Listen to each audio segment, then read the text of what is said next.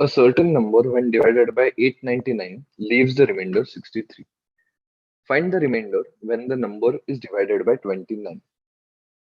Now, from the first sentence, we can assume the number n to be 899q plus 63. Now, we want to find out the remainder when this n is divided by 29. So, let's divide n by 29. So, we'll divide the first term of n by 29 and find out the remainder.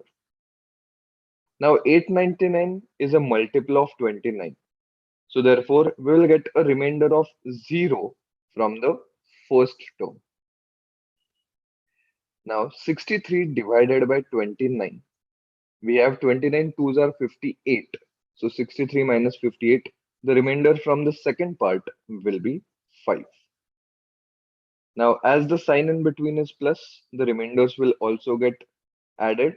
So the total final remainder will be 0 plus 5. So 5 is your answer, option A.